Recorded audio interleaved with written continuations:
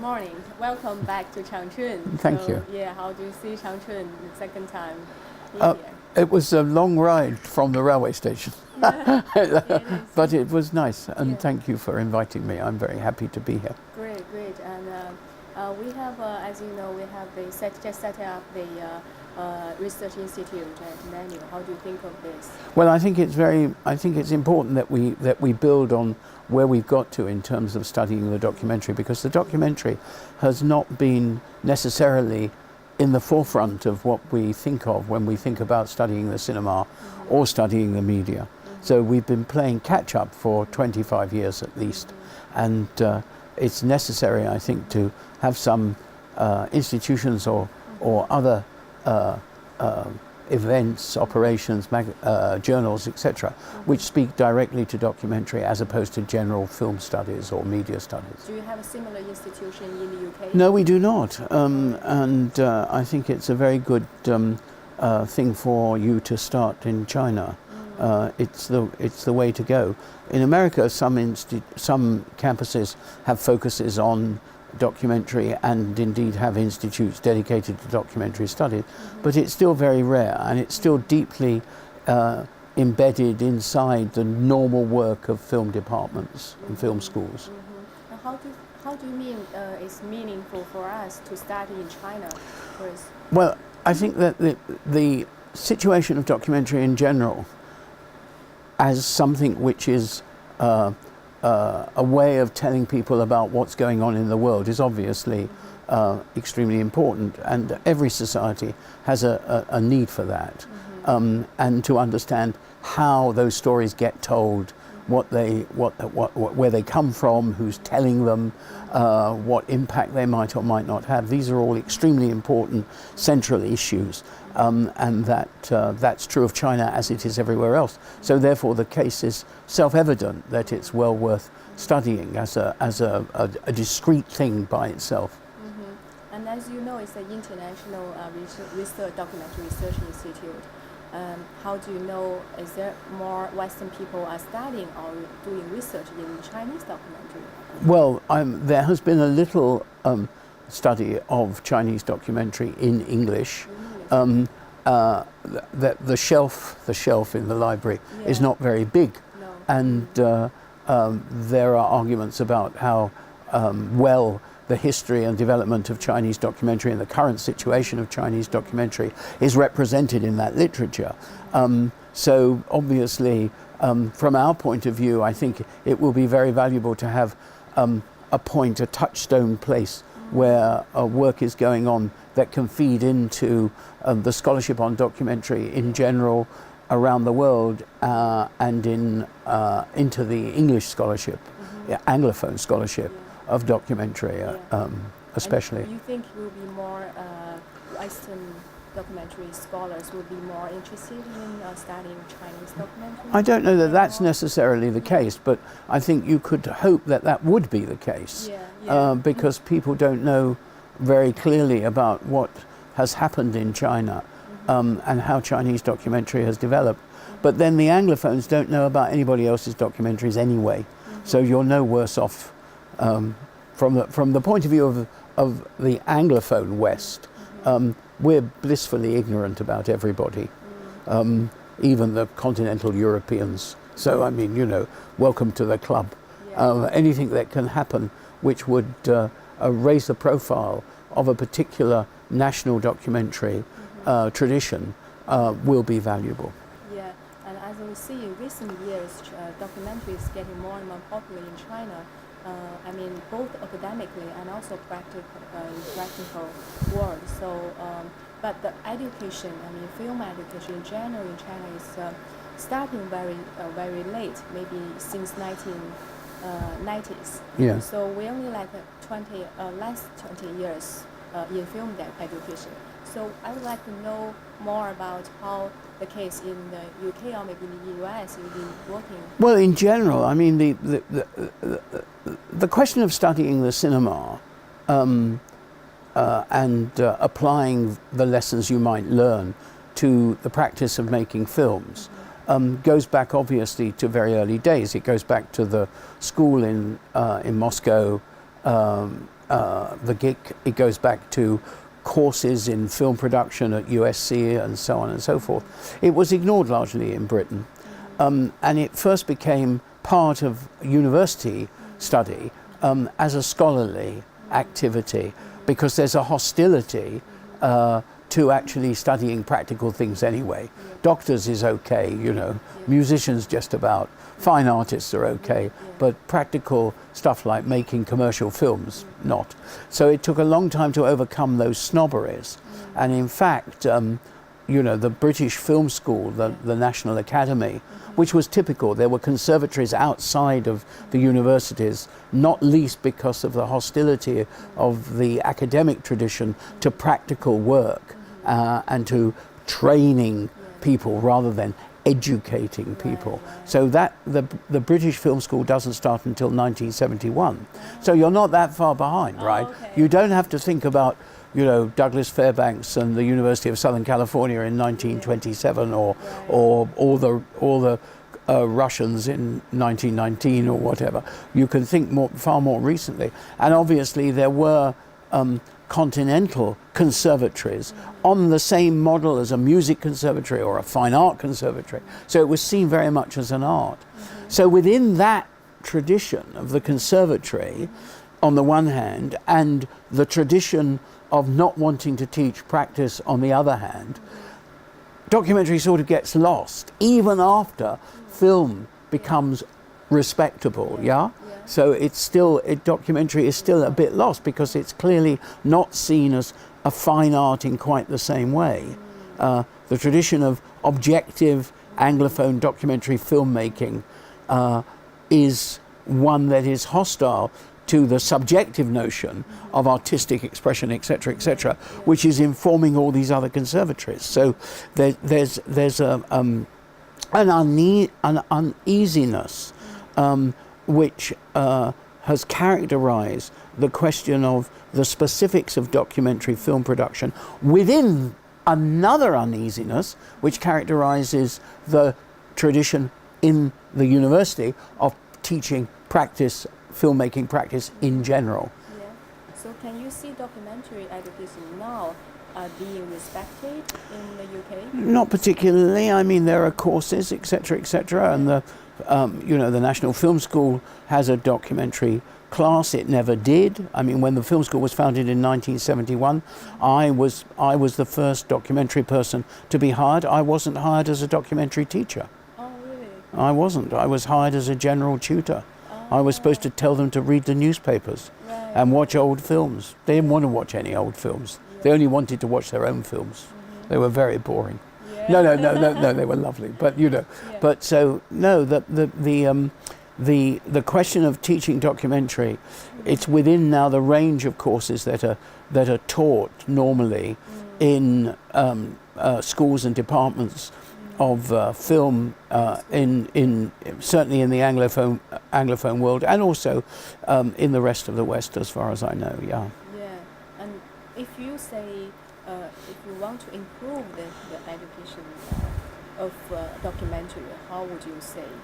Well, I think that there is an essential problem about the division, which is especially grievous with English speakers, between theory and practice. Well, grievous is like, it's very difficult, right? It's hard because there's an anti-intellectualism runs through intellectual life in the Anglophone world, and that there is a hostility to theorizing and high theory and so on. And if you look at film studies, especially within the Anglophone sphere, if it's French and it's been translated from French for a long time, that was terrific, right? You know, and there's an unwillingness to tackle that philosophers, thinkers in general are not as admired in the Anglophone world as they are in France. We don't have public intellectuals, for instance, in the way the French have public intellectuals. And indeed, we now have a sort of irrational moment in the decline of the West when any sort of intellectual is seen as suspect and difficult. So how does that translate?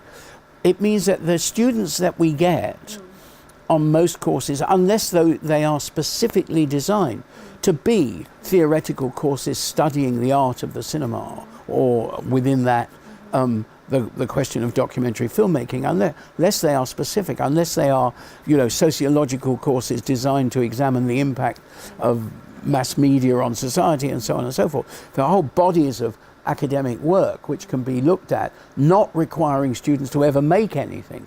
But once the student starts making things, then the pressure is really both from the institution's hostility to training, yeah, and also the students' unbelievable passion just to make what they want to make. Yeah. And there's nothing they don't need to know anything, right? They know they want to make it.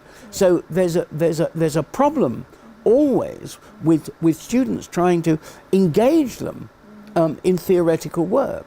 And that is really quite difficult to do, partly because of the way curriculum, the curriculum is set up, and you have a course here and a course there, they never come together. And so typically the students have the work they want to do, and often spend a lot of time and energy doing with the cameras and all of this and so on. And then they have to go and sit in a class and listen to the boring lecture, and then they have to write something, and unless they do that, they won't be given the degree at the end. And so there's a great deal, I think, still of resentment. And I think we as scholars are also responsible for that, because there is a tendency within the scholarly community studying film and media and so on to respond to the snobberies of the institutions which don't feel we ought to be doing this anyway. So we become impenetrable, we use jargon, we go through all sorts of academic hoops in order to seem to be as respectable as the philosophers, right? How can you be as respectable as the philosophers? How can you be that? Well, you can be as difficult to understand as the philosophers. That's terrific. So then the student is told they've got to do theory. So what are they given? You know, they're given semiotics and and post-Lacanian psychology, and they turn around and say, well, you know, what's that got to do with what we're really here for? And they're right. Now the tragedy is that it's got a lot to do with what they're here for, but we have to find ways of presenting it to them. And we're getting to the point now, I think, in the development of the education of filmmaking in general, and also specifically of documentary, where it becomes possible to see that there are elements within quote-unquote high theory which are actually useful. You know, ways of understanding how you put stories together, right? Ways of understanding what stereotyping means, ways of understanding how films get typed, both at the production stage and at the reception stage, into genres. All of these things are very useful for students to know. And of course they should know the history, they should understand something of the law around filmmaking, they should understand ethics, they should understand all these things, all of which is like, they don't want to do that, they want to just play with the cameras. So we have to work out ways of actually making sure that the material we feel they need to know in the classroom setting becomes as meaningful to them as it is to us. And we are moving along that road. But it's been a road we have been on ever since we started teaching this stuff. And ever since documentary studies emerged as a discrete area of study within film studies a quarter of a century or so ago. Yeah, great. As I understand, you've been working in the States and also in the United Kingdom. Can you see any difference between these two countries in film education? There is very little, I think, difference between British and American film education. And certainly the way the universities are constructed, the British universities copy very much the model that has been developed in America, both in those schools which are primarily scholarly and those which also have important production practical components. And it's the same in British universities. And one of the inhibitors, of course, with practical education in universities is that it is indeed very expensive. So, you know, that's always been a constraint on what you can do with the students on the practice side. But there is no meaningful difference, and the traditions are very similar. Earlier, by the way. Sorry? Who started the film animation? Oh, they did. The Americans are very. Oh, yes. No, the as I say, there are two impulses. One is a continental European impulse to teach and study film, to teach the practice of film, the same way as you would teach the practice of music or the practice of fine art. What time? Maybe in Oh, 1960s? before? No, that's very old. That's very As I, the earliest film school is in Moscow, in 1919, in Vgik, and then there are other film schools like IDHEC and so on. And most European countries have their own film academies, FAMU in Prague and so on and so forth, all of which were established on the Eastern European model as much as anything. In Britain and America, the history is different because it starts in America with the teaching of courses in film production, and then increasingly after the war, courses in the study of film. So the Cinema Studies Department at NYU dates from, when does it date from? I can't even remember, but certainly so not. USC started earlier. No, USC started as a practical course in the 20s. In the 20s? Right, yes. That early? Yes. But that's not in the film school, right? Yes, absolutely in the film school. Have you ever been to the film school at US? Yeah. Yes, so what is the statue in the front quadrangle in the atrium? It's of Douglas Fairbanks with his sword. Because he told he was in the Academy of Motion Picture Arts and Sciences, and he told the head of the regents of the university, the trustees of the university, they had to start a film course, right? But then the scholarly stuff starts in things like the development of, there's a practical film course at NYU as well on the other coast, and New York University. But then there's a whole scholarly program which exists certainly from the time I was there, and I can't even remember the year I became its chair, but the 60s and so on. 70s.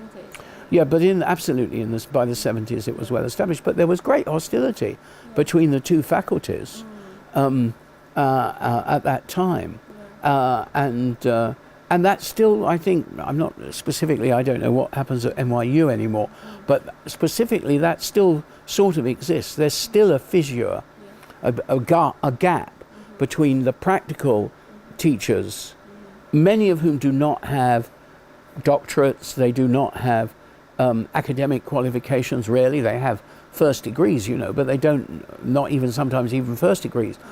And the scholars who have gone through the normal process of being trained as scholars. So they've done all the degrees and they've got their PhDs and so on and so forth. And there is a gap, and not many people can do both.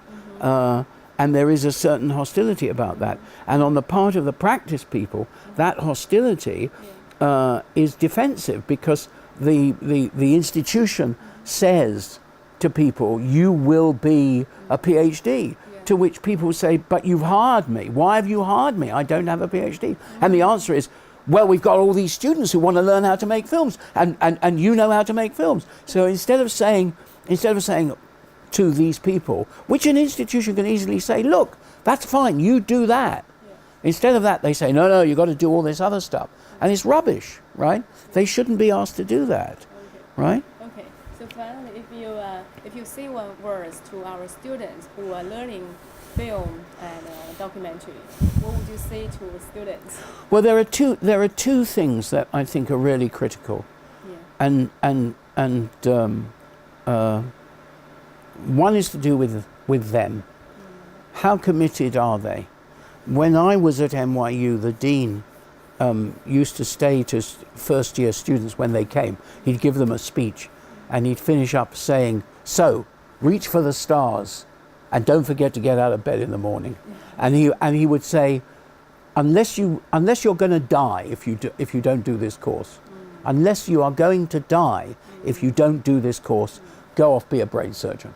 Right? So you really need to be passionate. That's the first thing. And the second thing is, doesn't matter about films. The second thing is, What are you trying to do? Who needs to know what you think or what your imagination is or whatever? What are you trying to say to your society? What purpose do you have in life apart from indulging yourself? That's not good. No, I think it has to do with, it has to do with what you intend to be, the effect of what you say in the world, and obviously that matters a great deal. I'm not downgrading entertainment, you know. I'm not downgrading Star Wars or any of that, but it obviously matters a great deal to documentary filmmakers. You have to try the meaning of your life, right? Well, that's right. It has to be that. I mean, if all you want to do is make movies, I mean, you know, it's really not very interesting at the end of the day. Okay. To me, as an educator. Okay. Thank you very much. You're welcome. Yeah, thank you.